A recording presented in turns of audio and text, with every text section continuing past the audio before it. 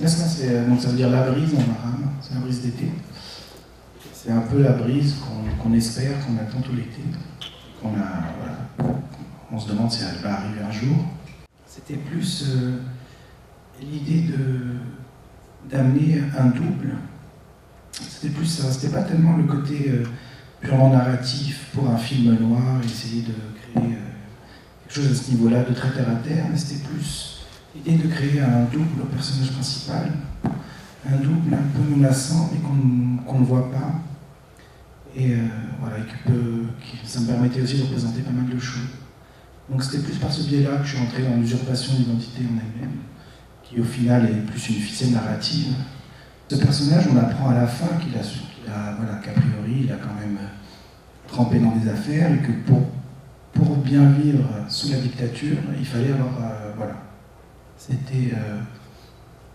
c'est sûr qu'il s'est compromis. Et voilà, ça m'intéressait aussi d'avoir un personnage qui n'est pas tout blanc, qui a vécu sous la Révolution comme beaucoup dans le confort, et qui au final, quelque part, maintenant il va devoir vivre avec ça. Donc je ne le plains pas particulièrement, mais oui, c'était une réalité sociale et je pense qu'il faut aussi en parler.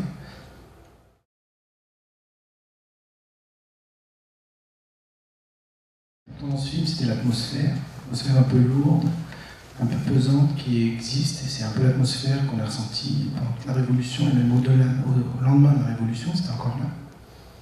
Et ce que ça raconte un peu, c'est que c'est pour le personnage de Youssef, par exemple, qui a vécu sous la dictature plutôt bien, et même très bien, l'idée c'est que c'est un peu trop... Pour lui, la Révolution, ça ne veut pas dire grand-chose. Au final, au lendemain de la Révolution, quelque part, il est déjà trop tard pour lui, c'est-à-dire qu'il est déjà perdu. C'est-à-dire que là où on croit que ça finit comme un happy end, limite avec une sorte de Deus ex machina qui arrive et qui fait qu'il s'en sort, qu'il a une bouffée d'oxygène, c'est un peu ce qu'on a ressenti avec la Révolution aussi, tout de suite, qui nous est tombé dessus sans qu'on s'y attende. Mais si on prend un tout petit peu de distance, au final, ce personnage, c'est quoi sa libération? C'est qu'il va pouvoir vivre dans cette ville-là, mais avec un cadavre dans le jardin. Et on en est un peu tous là, c'est-à-dire que toutes les personnes qui ont vécu sous la dictature sans avoir de problème, qui ont bien vécu, donc ceux qui n'ont pas été résistants particulières, qui ne sont pas exilés, qui ont vécu là plutôt positivement, en tout cas de manière confortable, quelque part on a tous des cadavres dans le jardin. Alors après il va falloir les déterrer, c'est le travail qu'il faut faire. Je me suis retrouvé à écrire un film noir, parce qu'on vivait dans un film noir sans s'en apercevoir. C'est-à-dire que moi, en grandissant là-bas, j'avais intégré ça en moi, donc je ne m'en rendais pas compte. Et quand on rentre chez soi et qu'il y a un type dans la rue, dans une voiture, on se demande est-ce que c'est pas un flic? On ne va jamais parler des choses au téléphone. C'est des choses qu'on a intégrées. Donc moi qui suis franco-tunisien, quand je venais en France, je me débarrassais de cette tunisianité, quelque part. Et donc ça m'aurait paru complètement absurde de vivre ça en France. Et là-bas, c'est des choses qu'on a intégrées. Donc oui, on a réussi à vivre. Et donc quelque part, c'est une forme de compromission.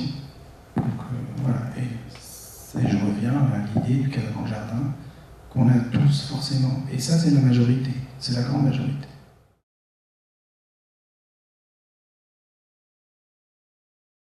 Aujourd'hui, en fait, ça dépend des jours.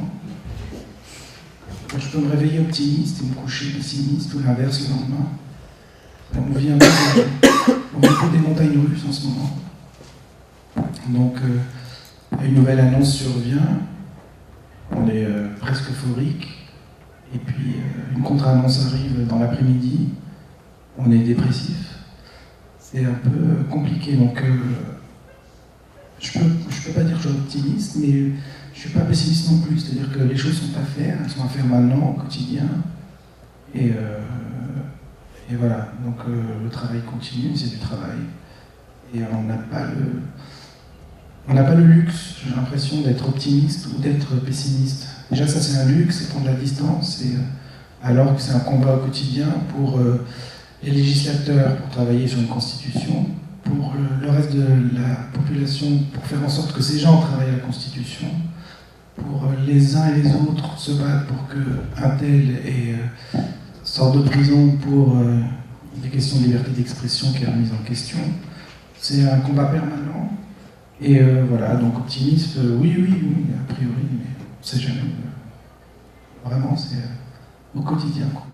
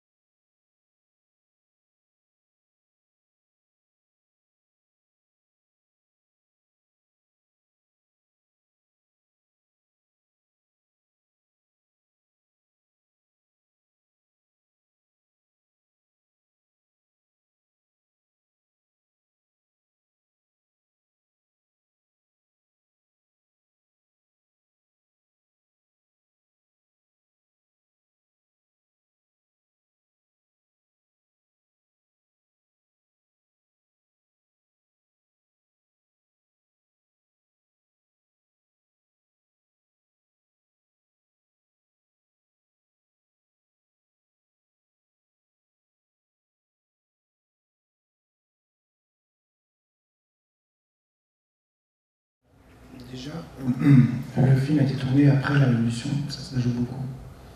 C'est-à-dire qu'il y avait toujours une autorisation de tournage à avoir, mais c'était quand même beaucoup plus simple. J'ai commencé à écrire le film avant la Révolution. C'était un film plus sur ce que c'était de vivre sous une dictature et l'atmosphère ambiante. Et là, je pense que ça aurait été un peu plus compliqué pour certaines séquences. J'aurais eu la censure à passer, tout ça. Là, à ce moment-là, non, ça n'a pas été compliqué. Les choses étaient très ouvertes, au contraire. Et pour la réception, le film n'a pas encore été vu là-bas. Et ça a marché, puisqu'il y a des Tunisiens qui pensaient que j'étais Tunisien. Donc, ça se finissait différemment. C'est-à-dire que ça se finissait avec le commissaire qui disait je prends ma maison. Et c'était fini. Et là, voilà, donc j'ai un peu modifié la fin. Je voulais pas non plus me servir de la Révolution. C'est-à-dire que ça aurait eu un côté un peu putassier de transformer les choses et d'en faire un film. Enfin voilà, je voulais. C'est toujours un peu dangereux moralement.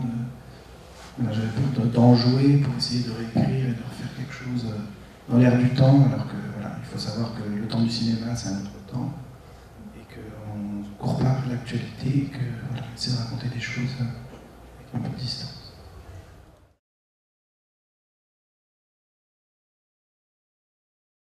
Je voulais aussi un personnage un peu.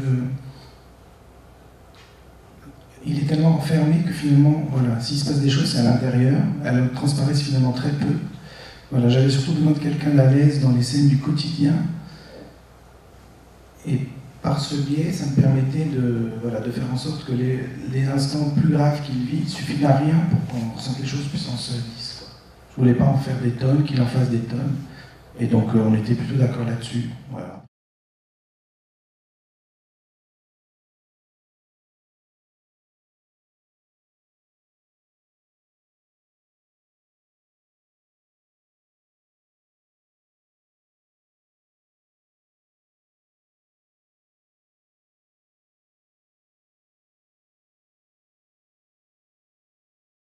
Finalement, c'est les scènes un peu plus intimes qui me sont difficiles. Mais sinon, non, j'ai pas senti de difficulté. Après, peut-être que ça s'est vu, mais... Ça s'est vu sur les scènes intimes, oui. Oui, sur les scènes intimes, moi, c'était pas du tout... Mais c'est en général, dans tous les films, c'est comme ça pour moi, en tout cas.